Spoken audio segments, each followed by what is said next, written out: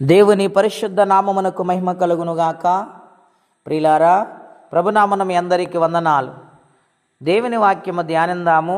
ఆదికాండము 41వ అధ్యాయము 32వ వచనం. ఈ కార్యము దేవుని వలన నిర్ణయింపబడి ఉన్నది, ఇది దేవుడు శీఘ్రముగా జరిగించును, అందుచేతనే ఆ కల ఫరోకు రెట్టింపబడిను.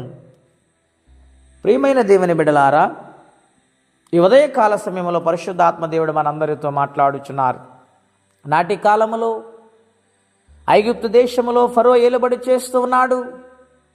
ఆ సమయాలలో యోసేపు జైలు నుండి పిలువబడ్డాడు. ఎందుచేతనగా ఫరోకు వచ్చిన కళ ఆ దేశములున్న విద్వాంసులు, పండితులు, శాస్త్రులు ఎవరు వివరించలేకపోయారు. ఆ సమయంలో పానదాయకుడు తన తప్పిదమును ఒప్పుకొని రాజుతో మాట్లాడి, ఫలానా స్థలములో యోసేపు అనే హెబ్రీయుడున్నాడు, ఆ యవనుడు చెప్పే మాట జరుగుతుందని చెప్పినప్పుడు వెంటనే పిలిపించారు. ఫరో ఎదుటికి తేబడ్డాడు. ఆయన ఫరో చెప్పిన కళని వివరించి చెప్పాడు. చెప్పినప్పుడు ఆయన ఆ కలభావం తెలుసుకుని ఆశ్చర్యపడ్డాడు. రెండవది, యోసేపుని ఎంతగానో నీవు దేవుని ఆత్మ కలిగిన వాడవు, నీలాంటి దేవుని ఆత్మ కలిగిన వారి దేశములో ఎక్కడా లేరు గనుక సింహాసన విషయములో తప్ప ప్రతిదీ కూడా నీకు ఈ దేశములో స్వాధీనమవుతుంది, నీకు నేను అధికారం ఇస్తూ ఉన్నాను అని చెప్పి యోసేపుని హెచ్చించారు. ప్రియులారా, దేవుని ఆత్మ కలిగి దేవుని సన్నిధానములో ఉండి ప్రార్థించిన యోసేపు ఫరో ఎదుట తేబడ్డాడు. దేవుని కార్యములు వివరించి చెప్పాడు.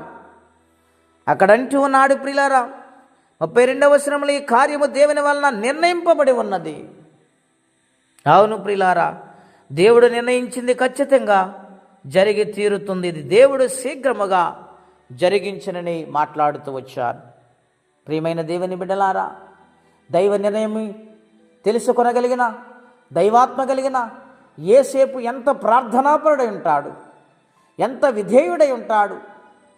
పాపమునకు దూరముగా ఉన్నవాడు, పరిశుద్ధత కలిగిన వాడు గనుక దేవుడు ఆయన్ని ప్రేమించి తోడుగా ఉండి హెచ్చించాడు.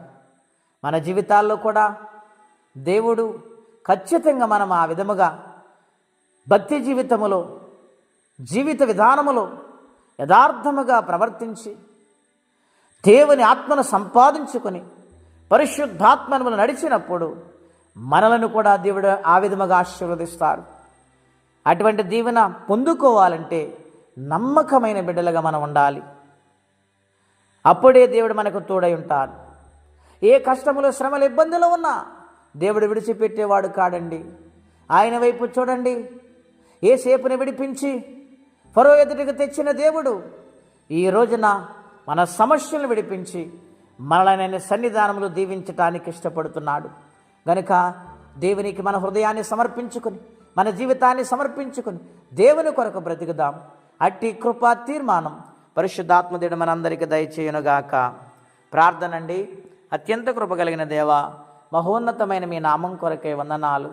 నాటి కాలంలో యోసేపును హెచ్చించిన మహాదేవుడు, నీ నిర్ణయమును తెలుసుకొని రాజుకునైనా వివరించి చెప్పాడు. నాయనంత ప్రార్థనాపరుడంతా పరిశుద్ధాత్మతో నింపబడిన యోసేపు గారిని మేము చూస్తున్నాం ప్రభా. నాయన అలాగే ప్రభా, మా జీవితాల్లో కూడా నీ సన్నిధానం యథార్థంగా బ్రతికి జీవితం అందరికీ దయచేయమని, ఎవరే కష్టముల, బాధలు, ఇబ్బందులు ఉన్నారో, సమస్యలు ఉన్నారో ఆ సమస్యలను విడిపించి మీరే మహిమ తెచ్చుకోమని, ఇదన దీవెనకరంగా మార్చమని యేసుక్రీస్తు వారి పుణ్యనామంలో ప్రార్థించి వేడుచున్నాము తండ్రి. ఆమేన్. దేవుడు దీవించునుగాక. ఆమేన్.